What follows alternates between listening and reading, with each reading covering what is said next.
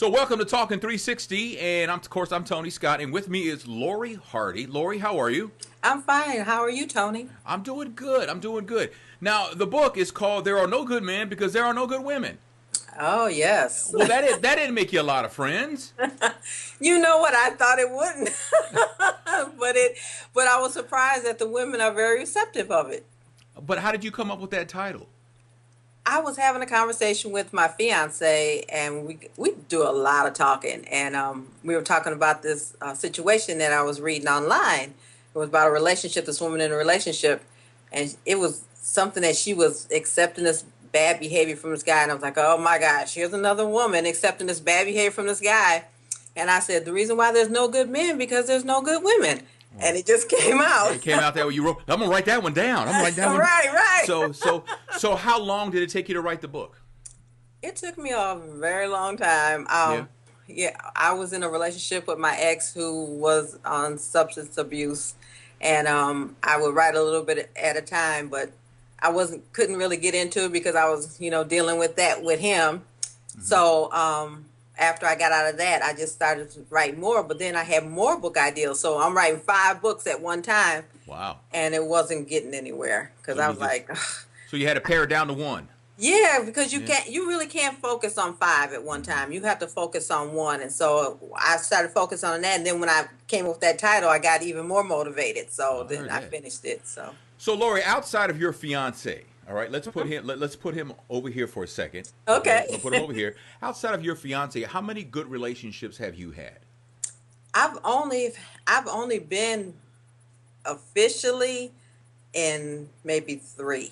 Okay, that were good, or just three total? Well, the first one was when I was 16. Mm-hmm. So, then the next one was my fiance. I met him when I was 17. I mean, not my fiance, my ex-husband. Mm-hmm. And then I was with a guy after him, and then the one I have now. So, 4. Okay.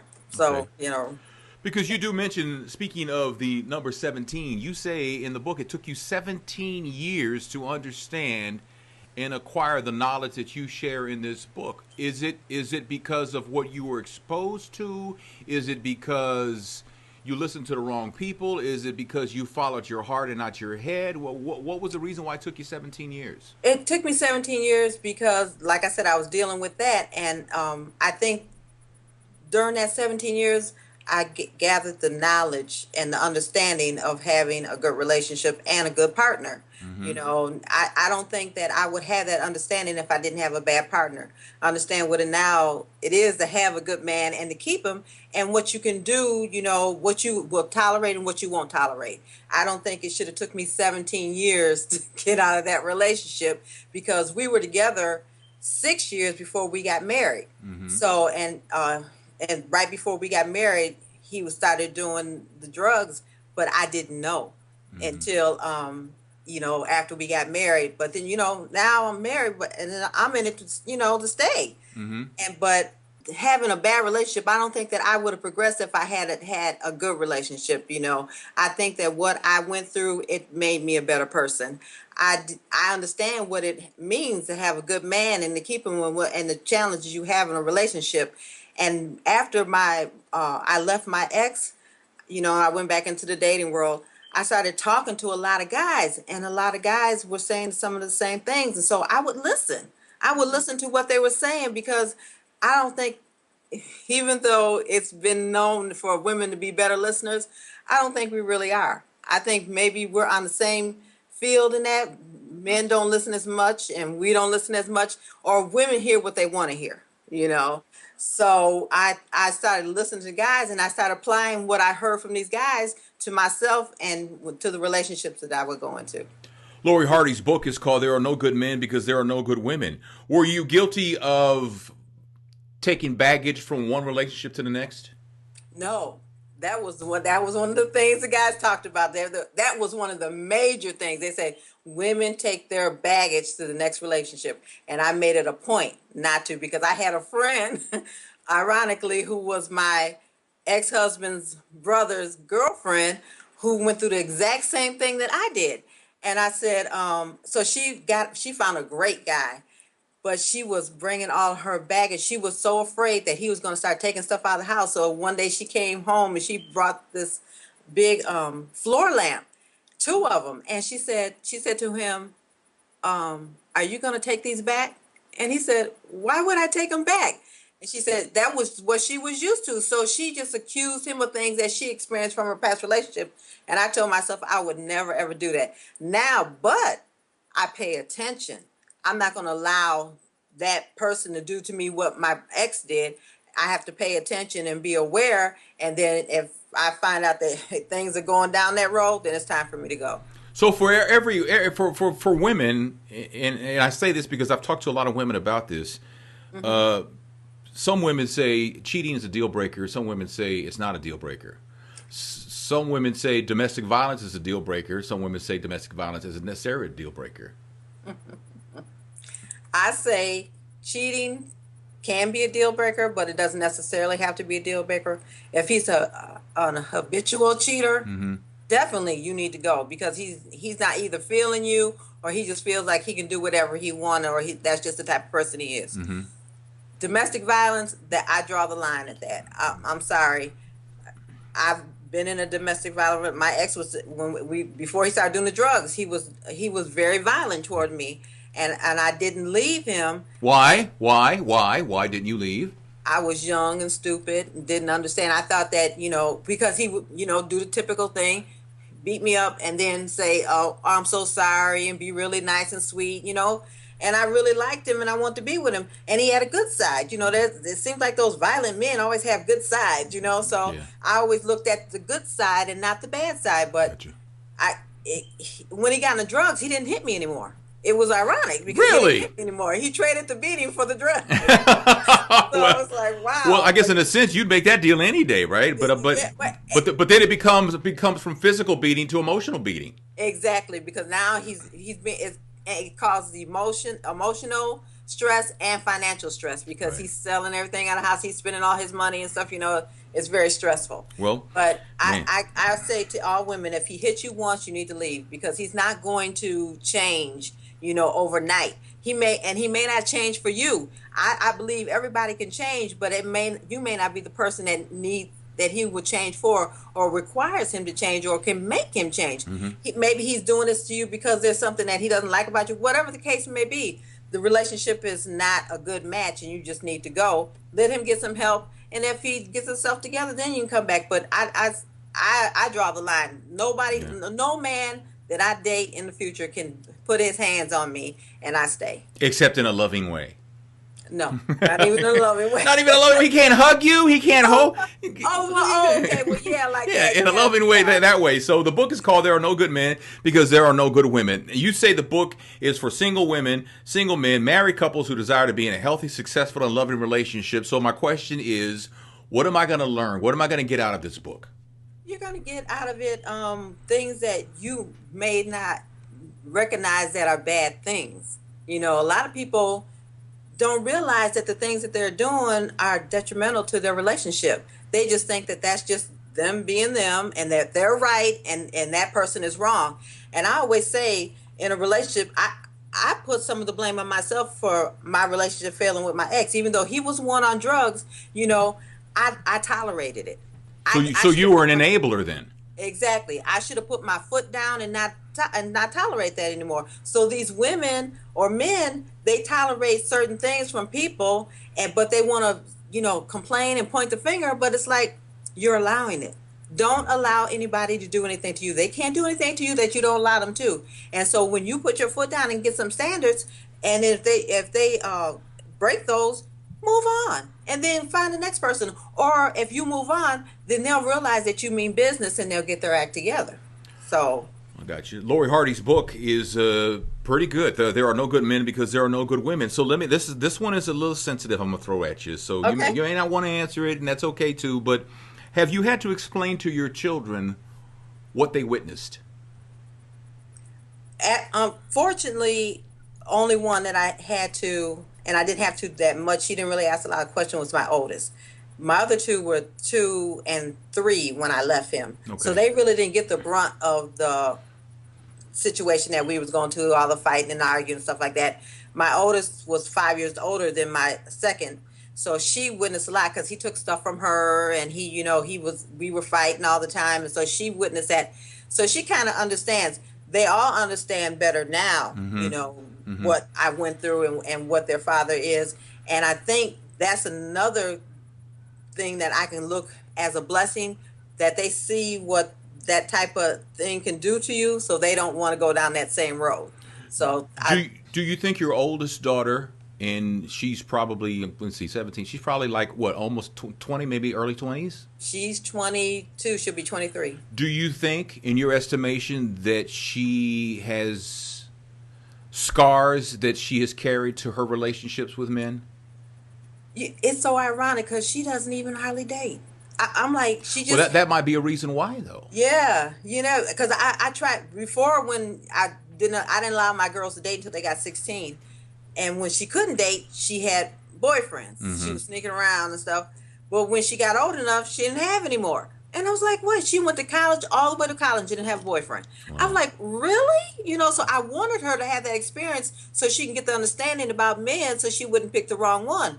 And so she just got into a relationship after right at the end of her college years. She found this guy, and she was trying to talk to him, but it didn't work out, and she was really heartbroken about it. And it's like, she doesn't have any experience about guys. Mm-hmm. And so that was one of the reasons why I wrote the book before she got to this point. But I wanted them to get the understanding. I didn't want them to have to go through and learn what I learned, go through the process of learning it.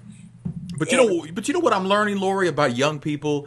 You remember when we were young and we were always told, learn from my mistakes. That's what older people would tell us. Learn from my mistakes. Don't make my mistakes. Learn from what I did and go this way.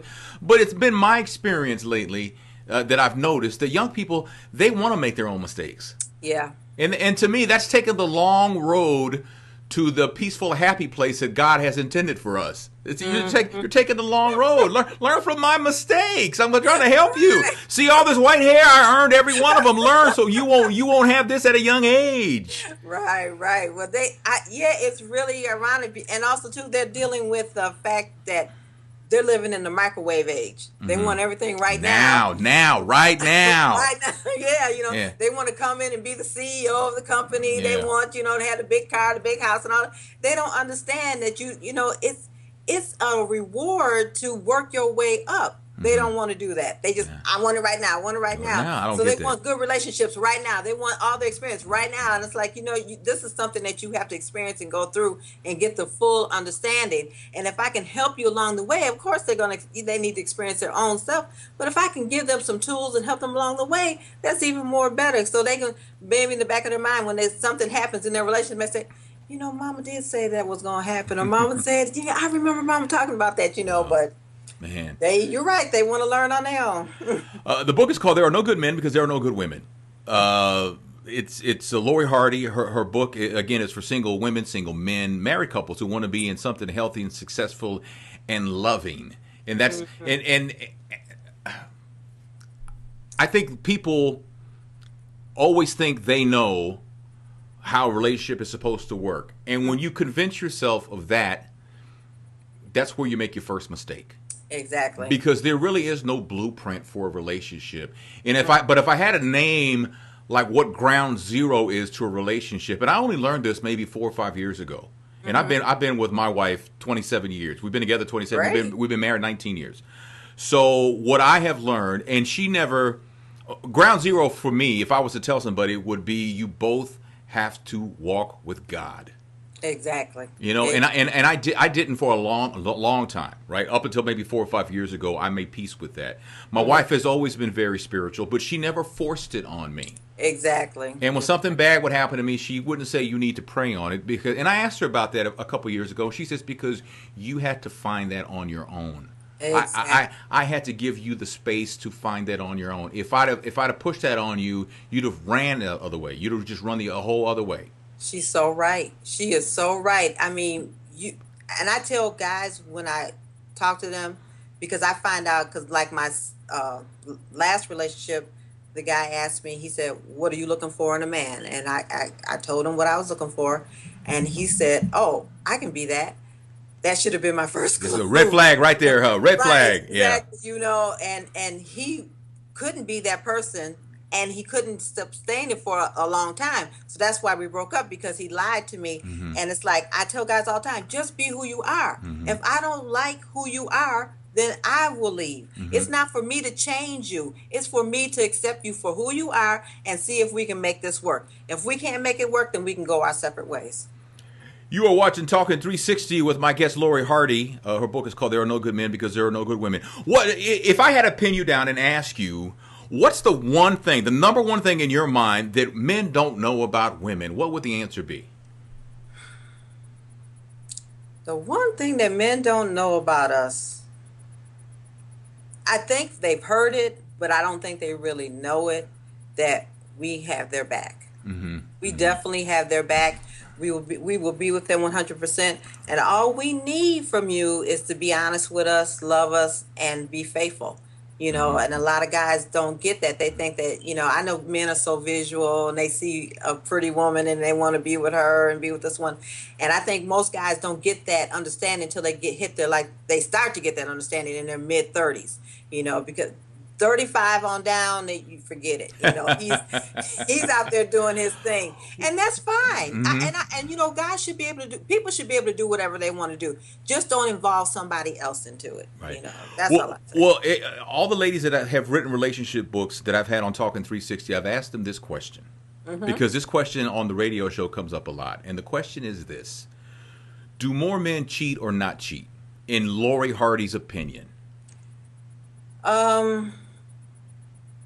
See, I don't like the fact that you're thinking about this. I don't like that at all. Okay, because what I'm going to say is it a comparison to women? No, just because women always say all men cheat. Obviously, that's not true. But do you think more men cheat or not cheat? And I'm going to tell you what I tell people. I tell people, no, it's not mathematically possible if I take that sentence in the literal way that you say it. All men, it's just not possible. And I say this, if all men in your circle cheat, you need to check your circle. Yeah, I disagree. All men do not cheat. I think it's a combination of things that the woman has done and the man wants that causes the man to cheat.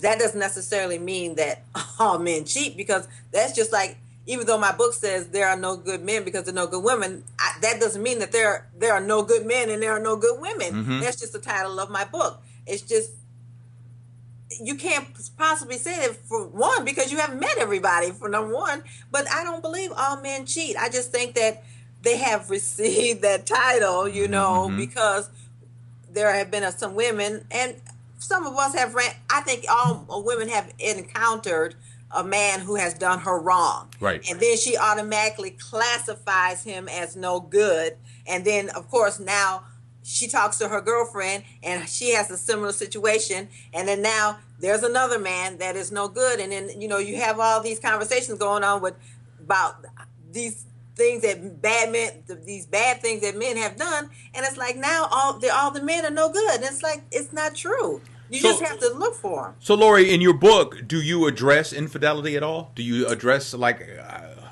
now? If it happens to you, what now? Do you answer that question? Yes, I address infidelity. I address the finances, the kids, the dating married men, and involved men.